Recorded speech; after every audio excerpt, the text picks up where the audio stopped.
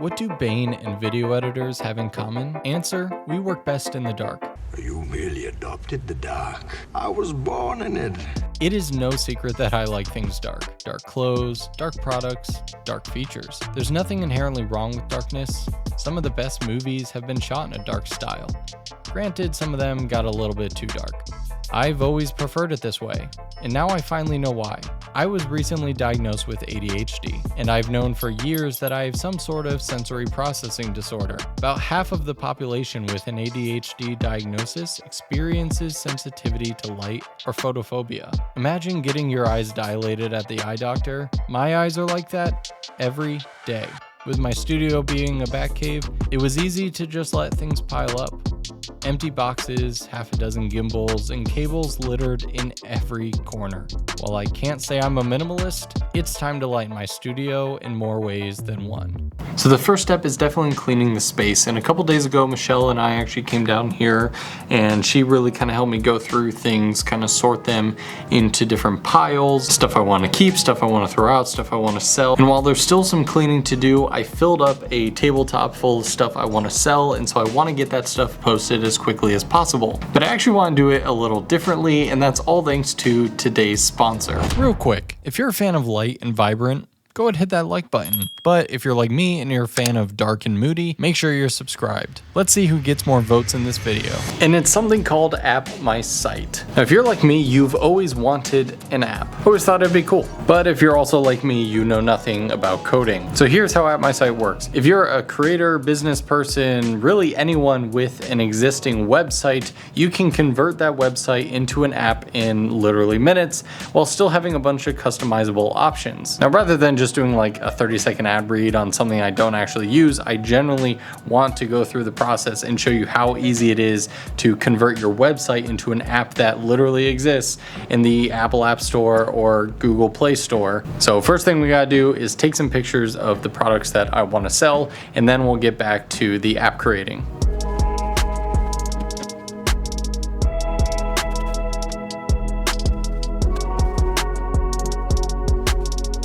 Okay, so I took a handful of pictures of some of the product that I'm going to sell, and I airdropped them to the computer, so now we can get them added to my site. So while AppMySite seems to have a really tight integration with WordPress and kind of plugins and templates that work with them, you can seemingly use pretty much any website you want.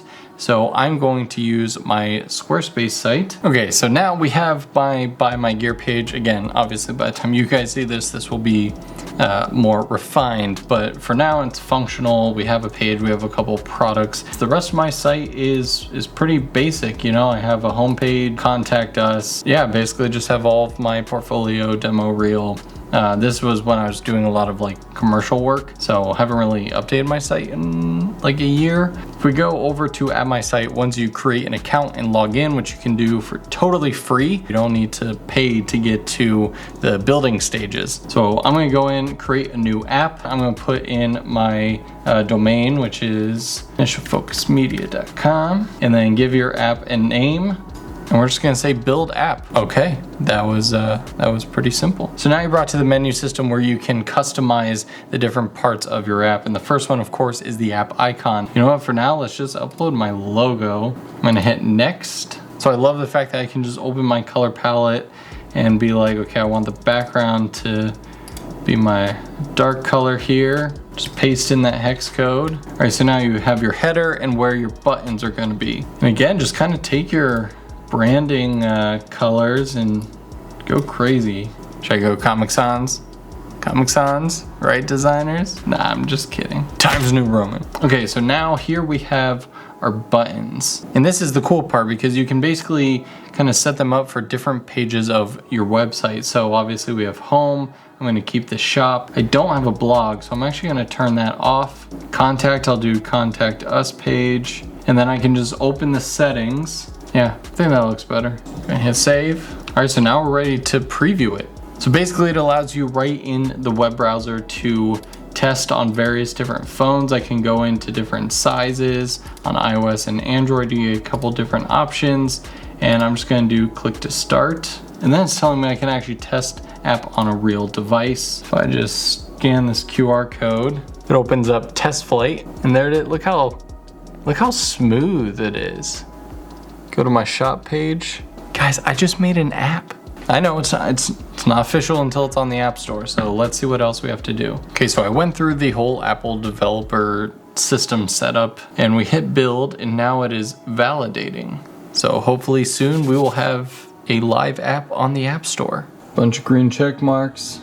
Build complete, version 1.0. But I don't think that means it's live in the App Store. I think now I have to submit that build to the App Store to get approval, and I have a feeling that's not going to be like a instant approval sort of thing. You know, seeing this process is really incredible, and it reminds me of years ago just making a website. It used to be you had to know coding and HTML and CSS, and then, you know, along came Squarespace, WordPress, and all the various different website builders. But places like AppMySite, I think, are going to revolutionize app building for the average person who doesn't know how to code an app from scratch, but they just want to show off, you know, whatever their website is about. I'm going to keep working on my studio while this submits to the App Store. But again, huge thanks to AppMySite for sponsoring this video. Genuinely, this is one of the coolest services I've seen in a long time, and I've always wanted an app,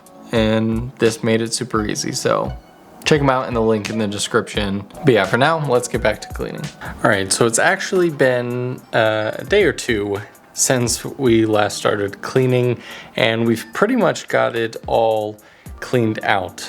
Oh snap, I think it happened. I got a notification. Come on, expose. App Store. Focus. Oh, there it is. My app is now live. So cool. Download, please. I got rid of a ton of big empty boxes that I knew I was never going to use. I moved important big empty boxes to proper storage. We got the table full of stuff that we're going to sell in the app. And most importantly, we just have, look at that, you can like fully see the floor again.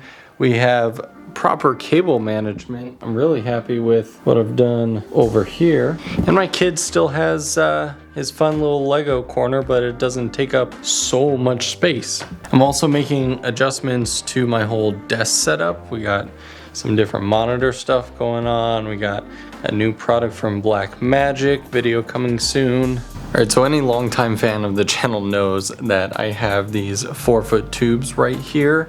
And then you may have seen in some behind the scenes recently, I got the 8-footers, one right there, and one super bright one right there. So Nanlite sent me these a couple months ago, and I've been making some content with them. But I actually just replaced the first generation ones with Gen 2. For a number of reasons, they're a lot brighter, but the biggest reason, it's the fact that it is app controlled. And one of the cool things you can do in the app is actually create groups. So I have the 60Xs individual because they're on opposite room, and I'm going to control them separately. But these 4, I pretty much keep them all the same in whatever regard, so I can quickly, you know, turn them all off if I'm leaving the studio. So on the first generation ones, if I wanted to change the color temperature like this, I'd have to walk over to each one and manually change it. And it didn't have the cool modes like the brand new Pixel party mode going on back there. So yeah, having Bluetooth and app control is a huge win for the studio.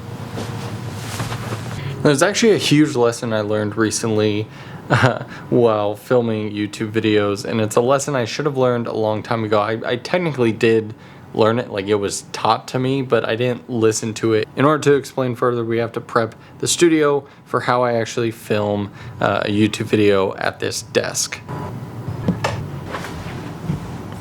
There we go.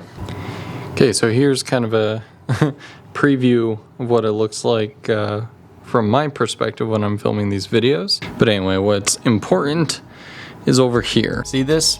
Looks good. This is what the log of this image looks like. It's on the brighter side, right? It's definitely not anywhere close to clipping, but the healthy majority is in the middle. And then we, of course, have our shadows and all these different black areas. But you see, this is how I used to light my videos.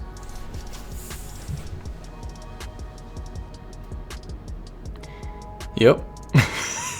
You see, and the only difference here is I changed this light, which was on 25%, and now it's at 3%. And so as you can see from the histogram, we are pushing everything to the shadow area, which means once I take this clip into post and I want to raise back to a proper exposure because I realize the mistake that I've made, the image is going to be noisier because I'm pushing the image rather than shooting with a proper exposure and then lowering, if I want to, something more stylized like this. If I go back to the,